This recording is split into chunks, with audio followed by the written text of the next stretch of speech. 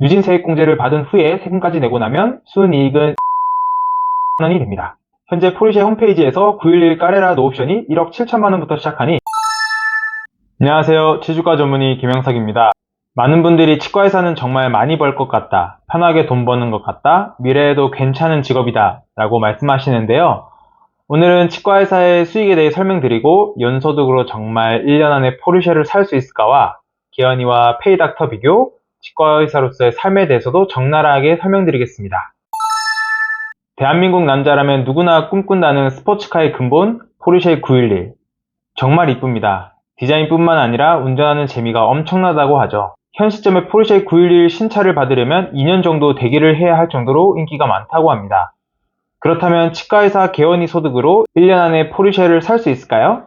정답은 조금 이따 알려드리도록 하겠습니다. 수익 공개에 앞서 현재 치과의사 수에 대해 알아보겠습니다. 네이버나 구글에서 요양기관 현황을 치시면 확인할 수 있는데, 현재 치과의사는 약 3만 명 정도 있고 전국 11개의 치과대학에서 매년 800명 정도가 국가고시를 통해 치과의사가 됩니다.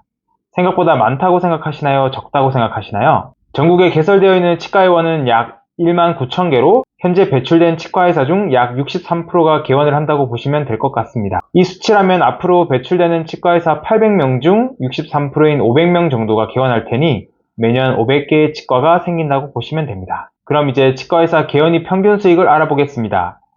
2024년 10월 기사에 따르면 치과 개원이 연평균 매출은 6억 8천만 원이라고 합니다. 이 매출액 모두를 치과의사가 가져가는 건 아닙니다. 재료비, 마케팅, 인건비, 임대료 등등 비용 지출을 다 제하고 남는 평균 영업이익률은 32%라고 합니다. 이를 계산해보면 평균적으로 약 2억 2천만 원 정도의 영업이익을 가져간다고 볼 수 있습니다.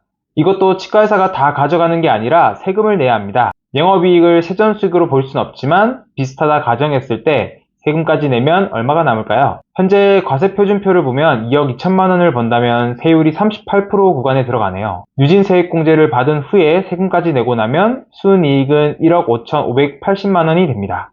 생각보다 많이 버는 것 같으신가요? 적게 버는 것 같으신가요? 이제 1년 동안 열심히 모은 돈으로 포르쉐를 살 수 있는지 알아보겠습니다. 현재 포르쉐 홈페이지에서 911 까레라 노옵션이 1억 7천만 원부터 시작하니 살 수가 없겠네요. 물론 평균적으로 번다는 가정하에 얘기입니다.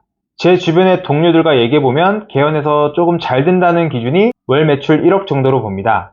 그럼 연매출 12억을 기준으로 다시 계산해 보겠습니다. 영업이익률이 32%이니 영업이익은 3억 8,400만 원입니다. 과세표준에선 세율 40% 구간에 들어가므로 세금을 다 내고 나면 순이익이 2억 5,580만 원입니다. 병원 관련된 것 말고 다른 지출이 전혀 없다는 가정하에 이 돈이면 포르쉐 911을 풀옵션까지는 아니더라도 충분히 살 수 있겠네요. 물론 지금까지 계산에는 오류가 정말 많습니다. 감가상각, 소득공제, 세액공제, 지원급, 영업외 수익, 영업외 비용 등등 추가하고 뺄 게 많기 때문이죠. 어떤가요? 치과의사 개원이 괜찮아 보이나요? 치과의사가 돈을 잘 버는 건 맞지만 그만큼 단점들도 많습니다. 사업체다 보니 야간 포함하여 주 6일을 일하는 치과가 많고 요즘은 경쟁이 치열해지다 보니 365일 일하는 치과도 늘어나고 있습니다. 그리고 외출과 경영, 구인 스트레스에 항상 노출되어 있다 보니 정신적 스트레스 및 우울증을 겪으시는 원장님들이 정말 많습니다. 실제로 의료인 직중 치과의사가 스트레스를 가장 많이 받는다는 보고도 있으며 제 주변에도 우울증을 겪고 있는 원장님들이 정말 많습니다. 이번엔 페이닥터, 즉 봉지기 소득에 대해 알아보겠습니다. 2022년 기사에 따르면 치과의사 봉지기는 평균 1억 2,147만 원의 연평균 임금을 받는다고 나와 있습니다. 제 주변엔 전문의 치과의사들이 많다 보니 수도권 기준으로 전문의 치과의사들의 근로소득에 대해서도 말씀드리겠습니다. 우선 전문의에 대해 설명드리면 치과에는 총 11개의 전문의 자격증이 있고 이를 따기 위해선 졸업 후 4년의 인턴, 레지던트 수련 기간을 거친 후 국가고시에 합격해야 합니다. 전문의를 취득하고 봉지기로 들어가게 되면 일반인보다 높은 급여를 받게 되는데요. 수도권 기준으로 주 5일 일한다고 했을 때 제 지인들 기준으로 대략 세후 1,100만 원에서 1,300만 원 정도 버는 것 같습니다.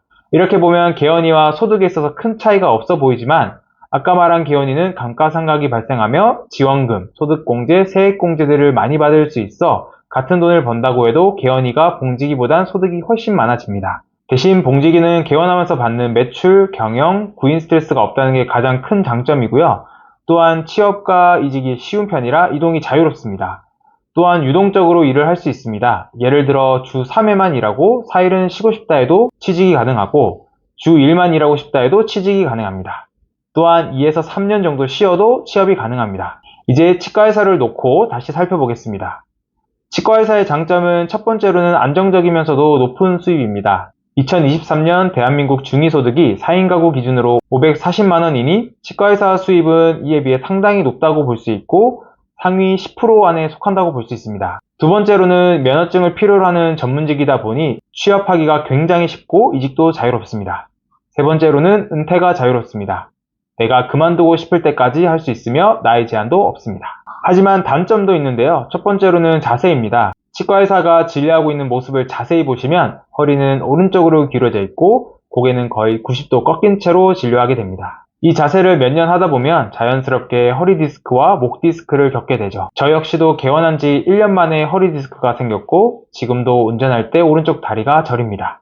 두 번째로는 직업 스트레스입니다. 아까 말씀드린 대로 의료직 직군에서 치과의사는 우울증을 많이 겪고 있으며 자살을 생각하는 경우가 일반인에 비해 더 높습니다. 이는 경영과 매출 등으로 인한 정신적 스트레스와 주 6일 또는 365일 쉬지 않고 일하면서 축적되는 피로와 안 좋은 자세에서 나오는 육체적 스트레스가 겹쳐서인 것 같습니다. 이런 이유들로 아직 경제적 안정을 이루지 못하였는데도 이른 시기에 폐업을 하고 조기 은퇴하시는 분들도 늘어나고 있습니다.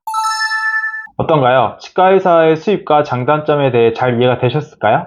치과의사 솔직히 좋은 직업 맞습니다. 직업적으로 보람도 많이 느끼고 안정적이면서 고수입을 유지할 수 있습니다. 하지만 주변 동료 치과의사들이 개원을 하고 나서 정신적으로 너무 힘들어하는 모습을 보면 가끔 너무 안타깝습니다.